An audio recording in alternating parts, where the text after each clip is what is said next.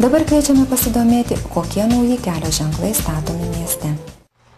Tiek miestelėnai, tiek apsilankantys Kupiškyje miesto svečiai jau gali pastebėti, kad atsiranda kelio ženklai žymintys gatvių kryptį. Šie ženklai statomi pagal rajono savivaldybės laimėtą Europos teritorinio bendradarbiavimo tikslo Latvijos-Lietuvos bendradarbiavimo per sieną 2007-2013 metų programos lėšomis dalinai finansuojamą projektą Darnus tarpregioninis bendradarbiavimas siekiant didinti eismo saugumą Lietuvos ir Latvijos pasienyje, sutrumpintai Trafik. Ženklus stato uždarosios akcinės bendrovės Kupiškio komunalininkas darbuotojai. Mes dalyvavom savivaldybės paskelbtame konkurse arba apklausoje, kaip dabar vadinasi, tiem darbam atlikti tų gatvių pavadinimų. Čia gal ne gatvių pavadinimų lentelė, šį yra kelio ženklai, nurodantis gatvių kryptis artimiausioje sankryžoje, taip vadintųsi. Kupiškėnam tai gal čia netiek svarbu, turbūt visi žino tuos ženklus, tas gatves, kurios yra ir kur, bet, sakysim, atvykusiems žmonėms į Kupiškio miestą, tai gana sudėtinga orientuotis.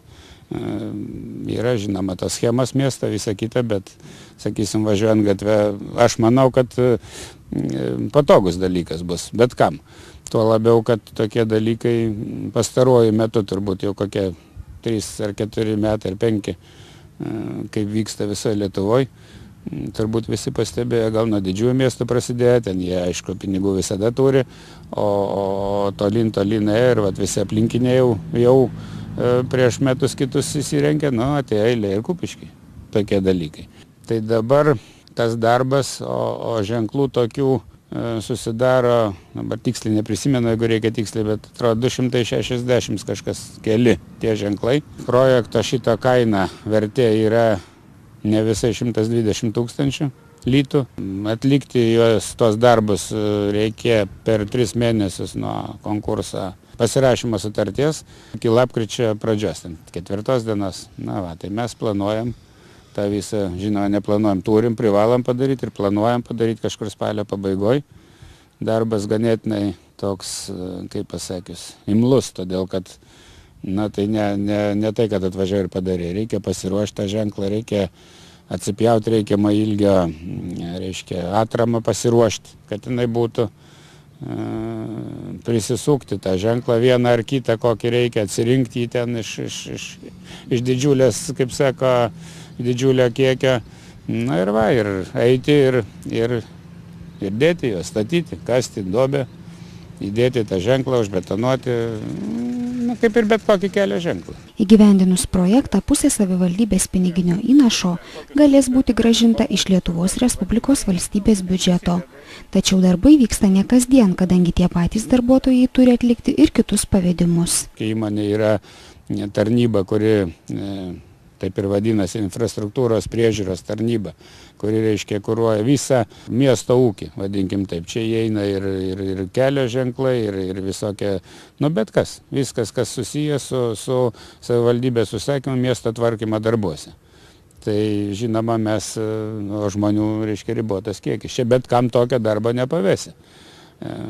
Dirba žmonės tie, kurie žino, susipažinę su tuo reikalu. Todėl, reiškia, jie, aišku, turi kaip aš ir sakiau, kad iš pradžių pasiruošti kažkur į tai, sakysim, ar tai gatvės gabalą, ar visą gatvę pasiruošti tos ženklus, tada važiuoti kažkuria dieną statyti, kitą dieną vėl ten. Vienu žodžiu, tokie tęstiniai darbai. Jie, aišku, nestovi specialiai, jie vykdomi, bet, sakysim, šiandien jūs nerasit mieste dirbančių tą darbą, būtent žmonių. Jie šiandien dirba kitą reikia, kitoje vietoje. Bet ateityje, sakysim, nuo pirmadienio, jeigu tik tai nelis, orai leis, kaip sakant, ar kas, tai galėsit bet kurią dieną, turbūt kokią antradienį ar kada jos rasti.